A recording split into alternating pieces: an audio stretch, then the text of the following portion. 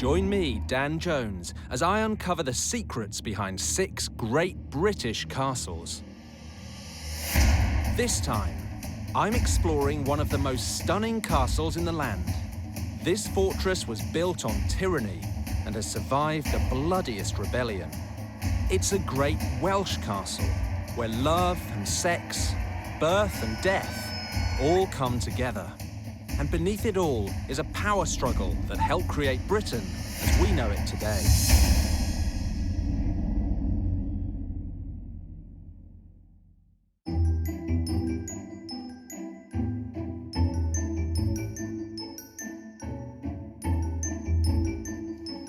Today, Caernarfon is a quaint little seaside town where busloads of tourists come for day trips.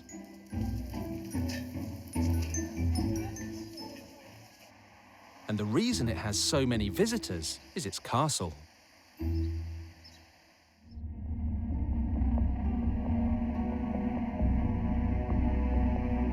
Caernarfon doesn't just look like the perfect medieval castle. It's a place that's right at the heart of the story of Britain. A story of myth, legend, rebellion, conquest, and the struggle for the right to call yourself Prince of Wales. The grey fortress was a place of rejoicing on this day. While the crowds cheered their monarch, the young prince, with a dignity and assurance belying his... In the summer of 1969, Charles Windsor, the Queen's eldest son, was created Prince of Wales. The ceremony was rich in significance, and so was the place it was held. A modern prince in a medieval castle kneeling before the Queen. To live and die against all manner of folks. It's no accident that the heir to the throne of England has been called the Prince of Wales. And Caernarfon Castle is at the centre of that story. Today, the title Prince of Wales is largely symbolic, but in the past, its power has been very real. The prince has been someone to save Wales, to protect Wales, and to control Wales. And all that real and symbolic power comes together here at Caernarfon Castle. The Queen knew it when she invested Prince Charles on this spot. And the man who built this castle, King Edward I, well, he certainly knew it.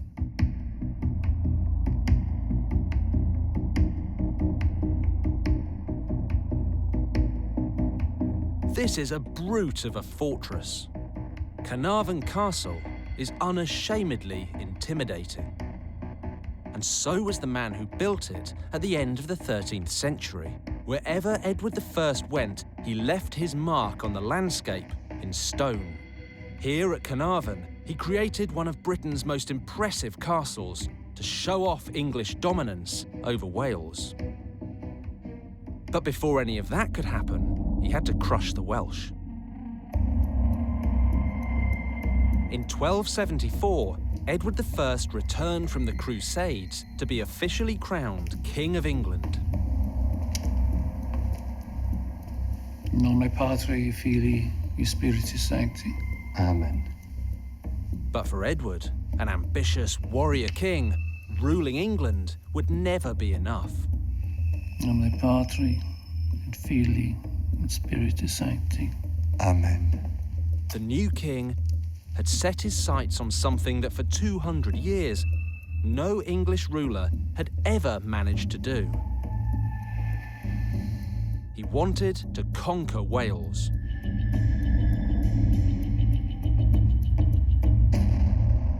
And Caernarfon Castle would be at the centre of this conquest.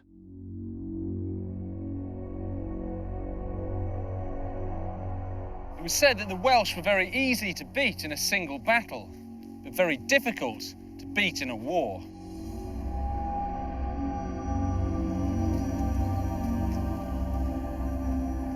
The Welsh were masters of what we'd now call guerrilla warfare.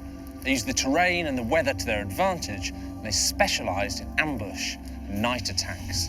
To the outside world, and particularly the English, they were noble savages with long hair and bare legs, against whom the normal rules of war didn't apply. Here, in the forests of Snowdonia, just a few miles from Caernarfon, the powerful native Prince of Wales, Llewellyn ap Griffith, had waged sporadic war against the English for many years. In 1276, Edward set out to destroy him. By the summer of 1277, Edward had raised a massive army of 15,500 men, 10 times as many as he'd taken on crusade. Edward's invasions of Wales were real shock and awe affairs. He literally cut a swathe straight through the forests of North Wales. As he went, he seized castles. He took at least 7 from the native Welsh princes.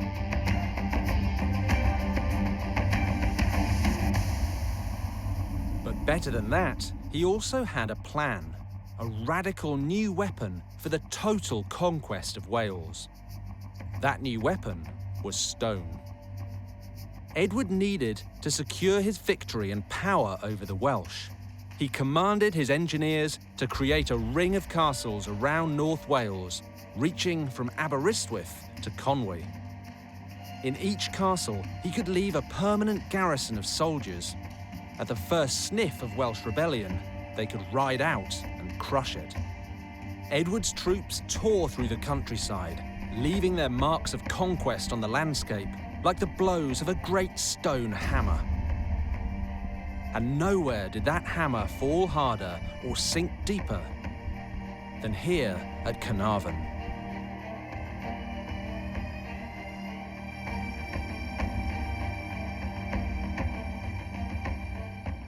Stuart, here we are on the edge of Snowdonia, next to the water. Why is Caernarfon Castle here? It's part of a chain of castles, the Ring of Iron.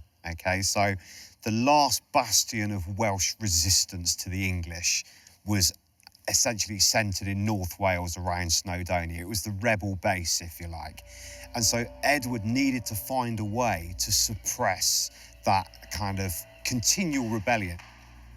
So what he did was he constructed a chain of fortresses around Snowdonia, a whole series of them. This is one of those castles.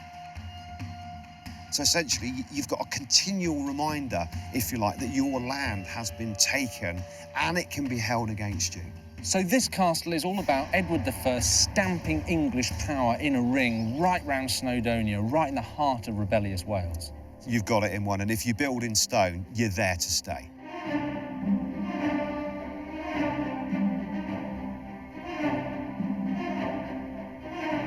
Edward was determined that Caernarfon would be a fortress like nothing the Welsh had ever seen before.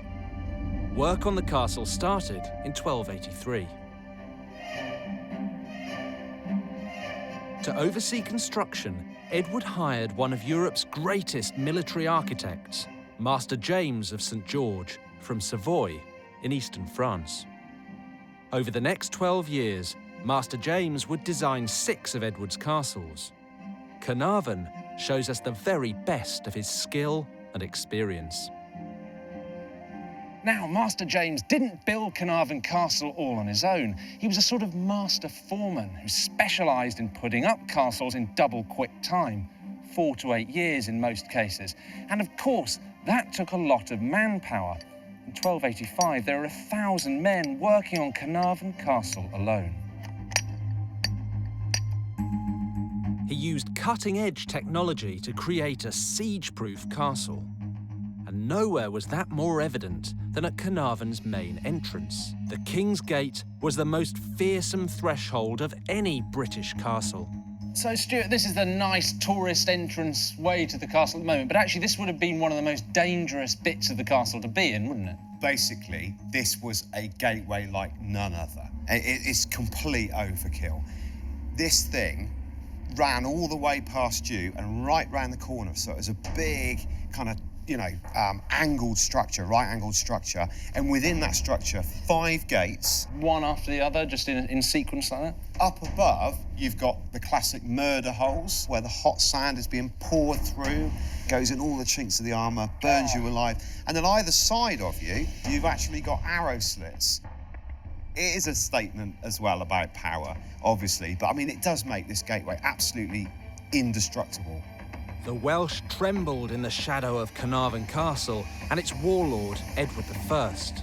But what they didn't know was that one woman had a huge influence over the king, the castle, and the future of Wales. She was Edward's queen, Eleanor of Castile. The conquest of Wales was driven by one of the greatest love stories of the Middle Ages. To secure his conquest of Wales, the great English warrior king Edward I built a massive ring of stone castles to scare the natives into total submission. Caernarfon was the bedrock of this conquest. If you want to subjugate an entire land and its people, this is how you do it. Caernarfon wasn't just supposed to be a great fortress. It was also intended to be a magnificent royal palace. He needed a palace because when he wasn't fighting, Edward was building a large royal family. He did it with the support of his beloved wife, Eleanor. She was a powerful and intriguing woman from northern Spain. Edward loved his queen deeply, which for arranged royal marriages was pretty rare. To bring Wales under the rule of the English crown, Edward and Eleanor came up with a brilliant political plan. And how much of a political influence do you think Eleanor was on Edward?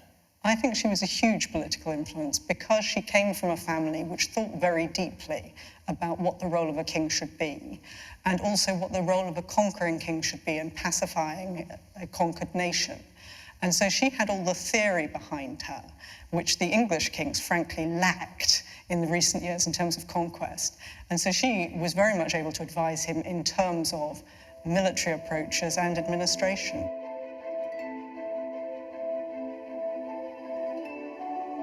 There has been this idea that she was the kind of perfect medieval submissive queen, whereas the real woman was very dynamic, very intellectual, very hard in some ways.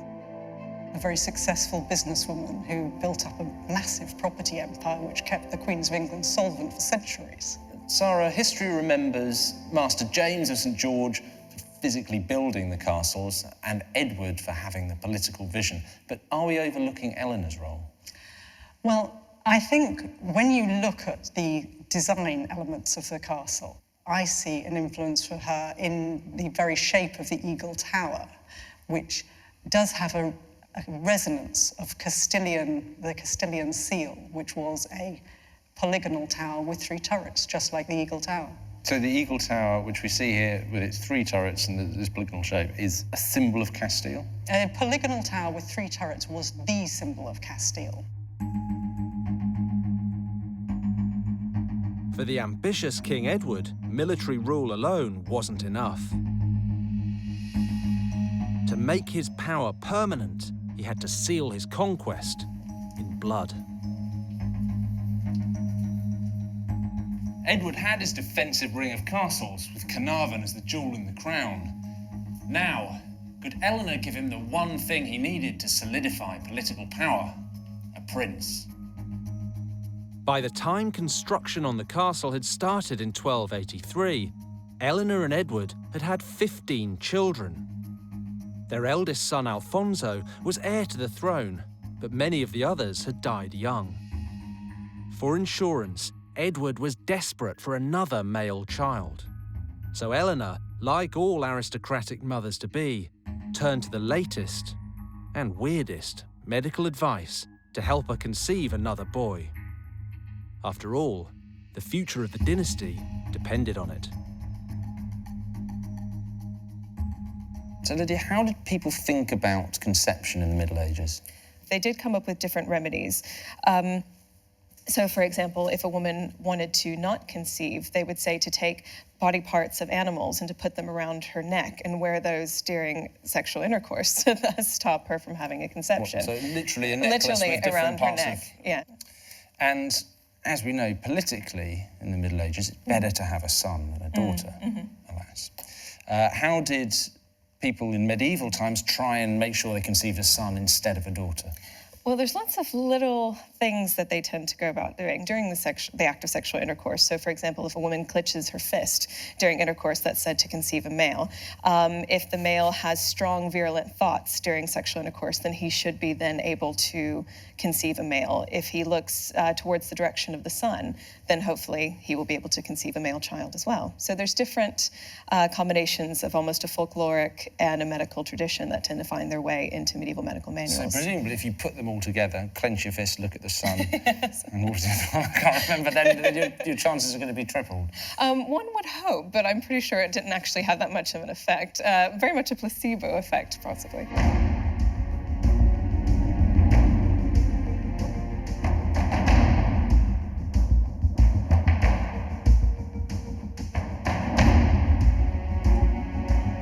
Edward and Eleanor arrived here in Caernarfon in July 1283, just after building work started on the castle. And straight away, Eleanor conceived her next child. So you have to ask, was that an act of passion brought on by the romantic Welsh countryside? Well, far more likely, it was an act of hard-nosed politics. But this would only pay off if she had a son.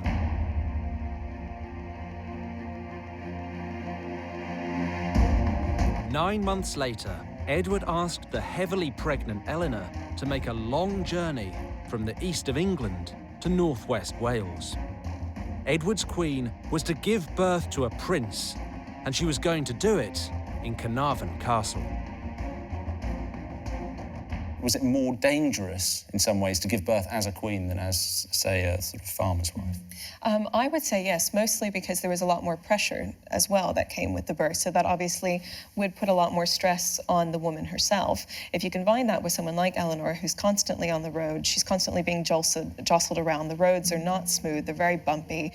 And if you're quite pregnant at this time, already dealing with the stress of having lost so many children and lost so many heirs and wanting to produce a son, that would have caused a much more dangerous situation for her.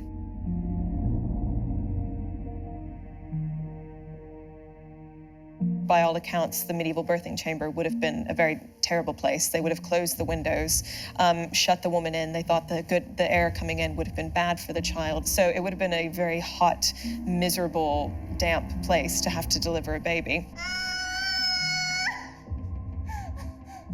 And obviously, but if you're a woman like Eleanor of Castile, it's a little more difficult if you're in the middle of so much political disarray, obviously with Edward's wars going on and having to be in an unfinished building and everything else. It wouldn't have been the most comfortable place to be. So it's quite unusual for a queen to ever really have a nice, calm, safe pregnancy. They always seem to be jostled about or on the road somehow. Poor Eleanor, and she went through this, what, 16, 18 times? Over the course of a better part of 2 decades, yes.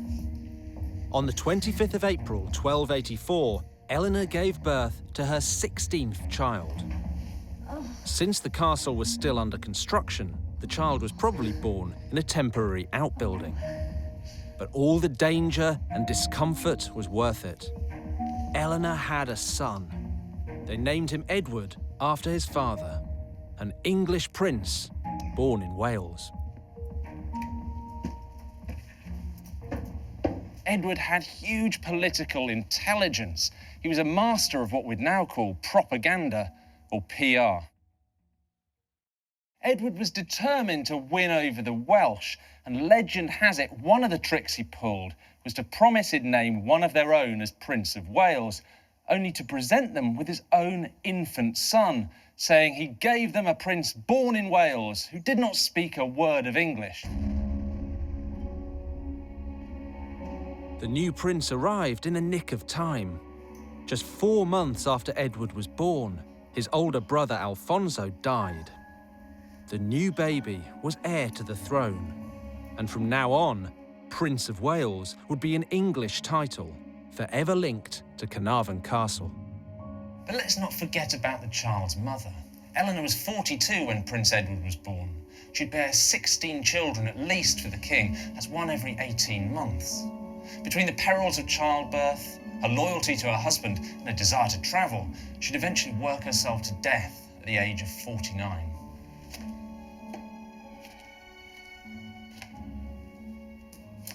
Eleanor died from fever in 1290. Her death brought one chapter of Caernarfon's history to a close. and it left Edward almost inconsolable.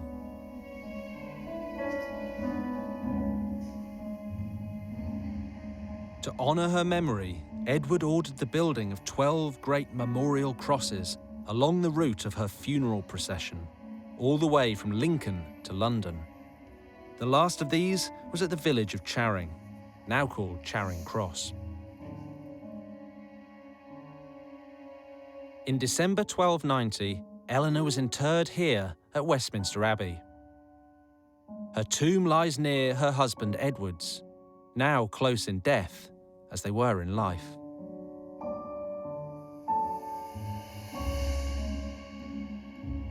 Queen Eleanor had died helping bring Wales under English control. But the conquest of its resilient and defiant people was far from complete. Edward had land, he had his castle, he had a prince, but he still didn't have complete political control, because outside these walls, there was still serious unrest. And Caernarfon would be at the centre of a new Welsh rebellion.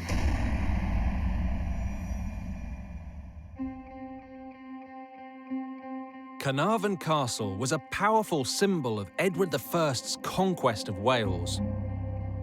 It was also the birthplace of his son, the next in line to the English throne.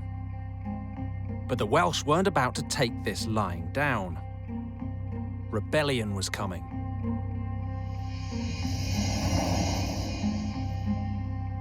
Edward and his army of builders didn't just put up this magnificent castle. They also created a bustling town protected by steep town walls, which they filled with English settlers and made it very clear that the Welsh were not welcome. The natives were treated as second-class citizens with limited status and rights. They were banned from the fortified town at night and only allowed in on market days. It was a form of legal apartheid in which the English were the masters and the Welsh were an underclass. The Welsh resented Edward's taxes, they resented being made to pay him homage, and they resented not having the same rights as their English conquerors. But the final straw came when Edward tried to raise Welsh troops for a campaign in Gascony.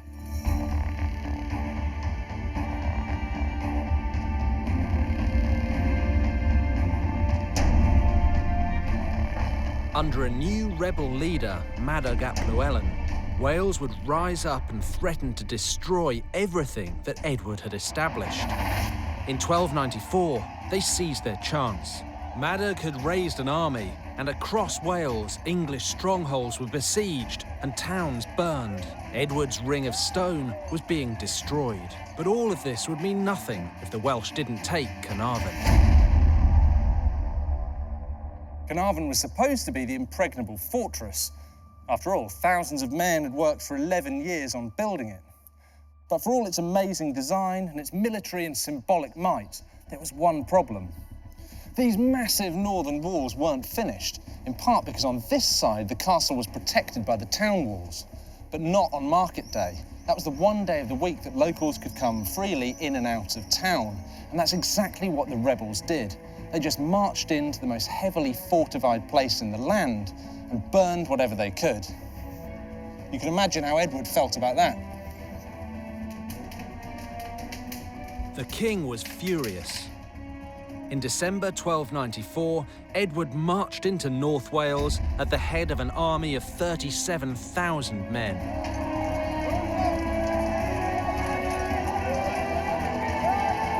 Within 8 months, despite fierce resistance from the Welsh, the rebellion was crushed.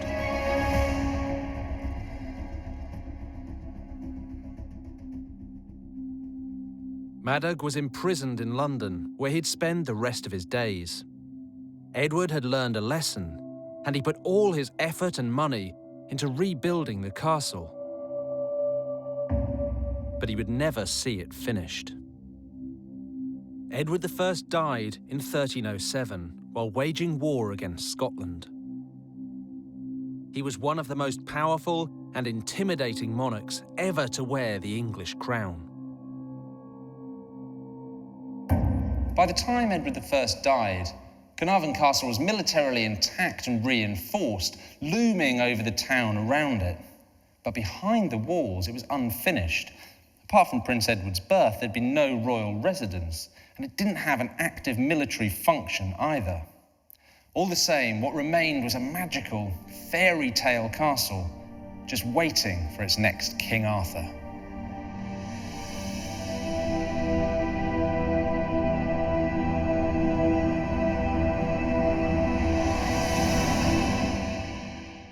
For the next 100 years, a succession of English kings would keep their boots on the throats of the native Welsh.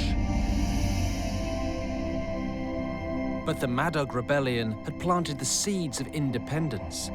And at the start of the 15th century, during the reign of Henry IV, a new leader rose up to take his place as the greatest rebel hero of Wales.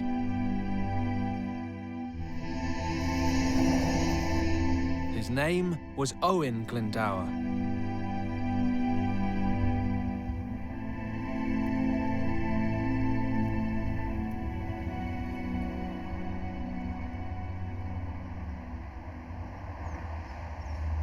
Owen Glendower was an educated man. He was a lawyer and a landowner. He'd been in the service of English kings, but he also really understood his own native mythology.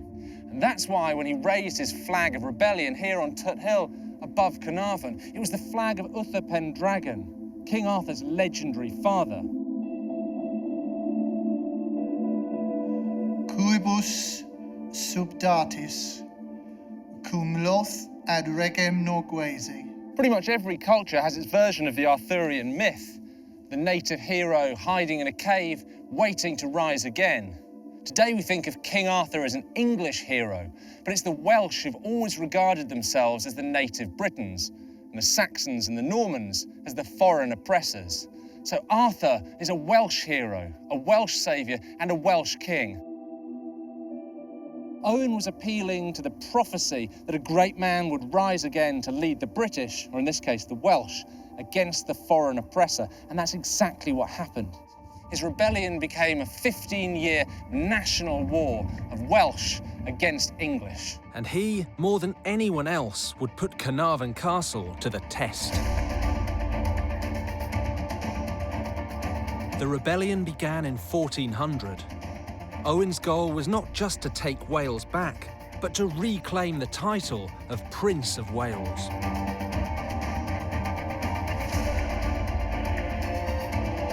Glendower went back to the tried and tested methods of guerrilla warfare. He was supported by friends, cousins and local lords, but what scared Henry the most was the thought that the Welsh were protected by magic, myth and even King Arthur. And it looked like Henry was right. As the war intensified, even the weather seemed to conspire against him. Heavy rain caused flooding and broke up his armies. The very elements appeared to have sided with Owen and the Welsh.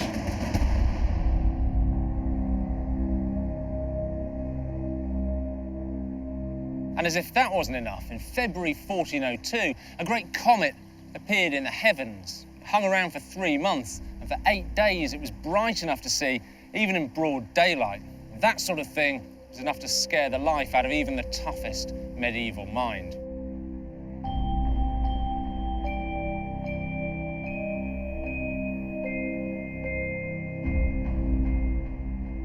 The comet's described in a poem, which says, "The comet in the sky, see ye that blazing star, the heavens look down on freedom's war. And light her torch on high, bright upon the dragon's crest. It tells that glory's wings will rest when warriors meet to die."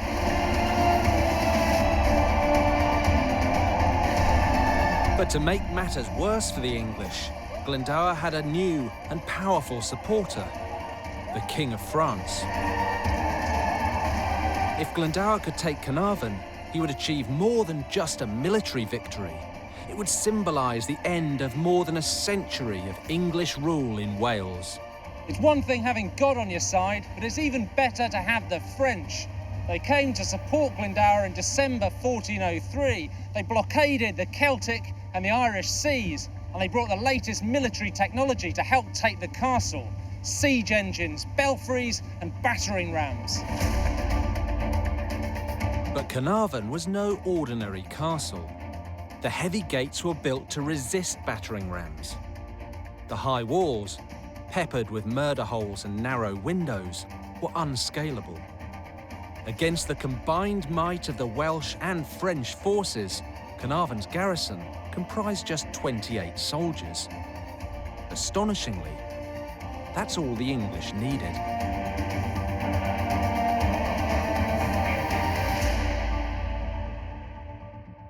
So Stuart, it's 1403.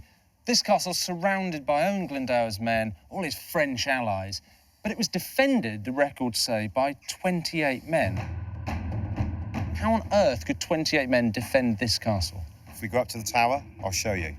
You'll notice that there are no big windows in this castle. It's all arrow slits, arrow loops. All these tiny little... You've got these amazing passages which you can move from place to place within the castle unseen, from tower to tower, from upper ward to lower ward, completely enclosed and defended without the enemy seeing your movements. So they've got no idea when they approach this castle how many men are defending it. Yeah. They've got no clue. This is one of the towers that projects out through the main sort of wall of the castle. Okay. And as you can see, what's really unique about this tower, and in fact the polygonal towers here in general, is the fact that you've got 3 really large arrow slits, right? And basically, the guys outside, because of the sunlight and the light outside and the difference of the darkness inside, they can't see us. So we're totally invisible. We're invisible, basically. We've almost got sort of, well, it's a 180-degree kind of range of fire out of it. That's right. Yeah, that's right. So and you can defend this whole side just from these 3 little arrow slits. Basically, imagine that you've got your attacking force out there. Right. Yeah. And I can give you a demonstration of that. Obviously, we can't use longbows, right? As much as I'd love to, but unfortunately, we're surrounded by members of the public now, right? But I do have an alternative for you. Well, come on then. So here's the challenge. Okay. So this is the modern longbow. There is, unbeknownst to you, an enemy gathering outside your castle. Right. Okay. There are men actually out there gathering. You are about to be attacked. Yep. Okay. And as the 28 men did in the past, we have to defend this castle. Well, you better grab yours as well. Right. Well, where do we hit first? We've got 3 options. Shall I take that one and you take this one? No, I'll take that one. You take that one. Go for it. Ooh, See them? See them? Yeah, and I think I got one as well. So every time you hit them, okay, one of the sensors on their head will actually flash red. Oh yeah. Oh, I got one. I think that was just a passing lady, actually. So in fact, it only takes the 2 of us, really. Well, to defend this bit of the castle, it does indeed. All right, get away. Okay, don't forget at the front of this castle, you've got water-filled ditches. Yeah. You've also got things like the murder holes in the gateways, which you can pour red-hot sand through. Well, we could clear this place out pretty quickly, I think. But Stuart, in 1403, the attackers outside weren't just on foot, they had sows and belfries as well. What would that have been like? The walls in this place are so thick that it's just not going to work. So actually, this place is virtually unbreakable. The only thing that would have brought this place low, all right, is a massive trebuchet.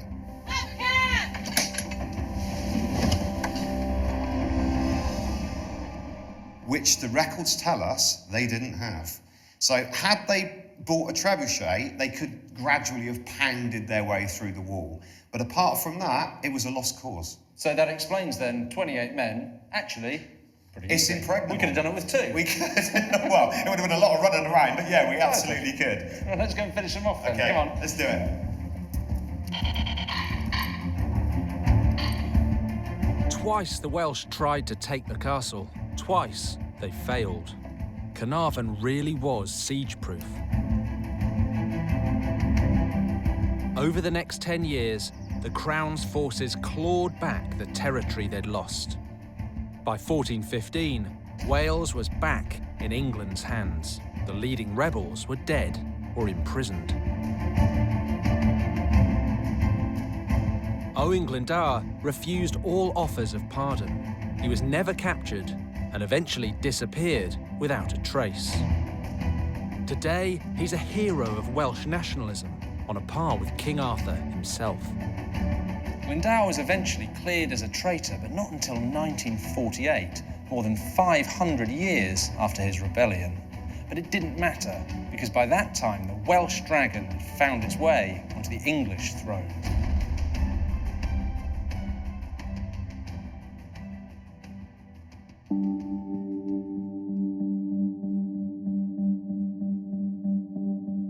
For 200 years, Caernarfon Castle in North Wales had been the symbol of conquest and the target of rebellion.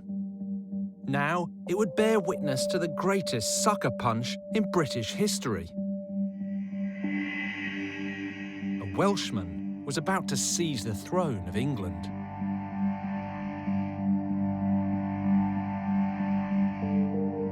Here, just outside the village of Penmynnydd, on the island of Anglesey, 15 minutes away from Caernarfon Castle, we can find the origins of Britain's most famous royal dynasty, the Tudors. The Tudors of Penmynnydd were three brothers, Rhys, Meredith and Gwilym. They were cousins and close allies of Owen Glendower, and they lived right here in the house behind me.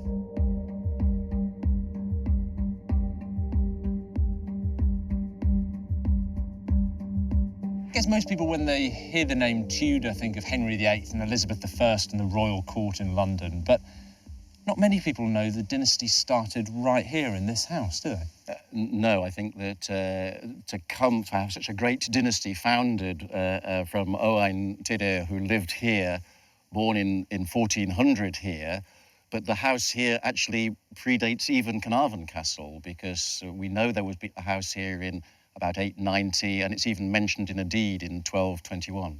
And so the connection with Caernarfon Castle here, the three Tudor brothers that were connected with Owen Glendower, they lived in this house as well? They lived here. They were his cousins, first cousins, and many people think that they were more instrumental in actually raising a rebellion than Owen Glendower. So we know for certain that in 1406, every single person on Anglesey who was a householder was fined for supporting the brothers who lived here. And that was sort of their ruin for a little while, wasn't it? The family fell out of favour. It was their ruin for a number of years, yes. The Tudors had picked the wrong side in Glendower's rebellion, but Meredith ap Tudor survived, and he had a son, Owen Tudor, who made his way to the English court and began an astonishing upswing in the family fortunes. Owen's grandson was Henry Tudor, and that meant that within 3 generations, the Tudors had gone from guerrilla warriors to contenders for the English crown. The destiny of the Tudors was secured in one of the most divisive and bloody wars ever seen in Britain.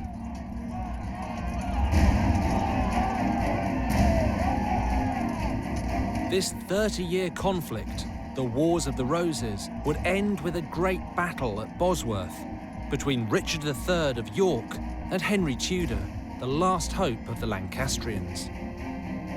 On August the 7th, 1485, Henry Tudor landed on the southwest tip of Wales and marched across the countryside on his way to a date with destiny at the Battle of Bosworth. He marched below the flag with the sign of the dragon, casting himself once again as the son of prophecy, the heir of King Arthur, back to save the native Britons. Henry's Welshness was a really important part of his coming back to claim the crown of England. It wasn't just him saying that he was the heir of the House of Lancaster. He was claiming this ancient prophecy made by Merlin that said that one day this great new king would arrive and fulfill the destiny of the Britons. And sure enough, when Henry Tudor was crowned King Henry VII, he adopted the Welsh dragon into his royal coat of arms. From the Tudor years onwards, Caernarfon's military significance began to fade. Eventually, the castle became more interesting to tourists and historians than to soldiers and invaders. But the symbolic power of this magnificent fortress would not be forgotten. In the 20th century, politicians once again began to explore Caernarfon's ancient links to the crown. This armament, a great idea. Now here's another thing I want to say. I'm a free man now and can say what I like. David Lloyd George was the first and only Welshman to be Prime Minister of Great Britain, and it was Lloyd George who was responsible for thrusting Caernarfon Castle back into the spotlight after centuries of obscurity, because it was here in July 1911 that George V's son, Edward, was invested as Prince of Wales in a mock medieval ceremony that was petitioned for by Lloyd George. And in July 1969, the investiture of Charles as Prince of Wales again invoked the royal symbolism of Caernarfon Castle. A hefyd drwy dros glwyddo gwiale nawr i'w law. The gold rod. Fel y bo iddo newyddiannol And the mantle. In giving to the prince these insignias of office, the Queen could not conceal the gentle touch of a mother, despite the formal text of the letters patent, which proclaimed that Charles, Philip, Arthur, George may have the name, style, title, state, dignity, and honour of the Principality of Wales and Earldom of Chester.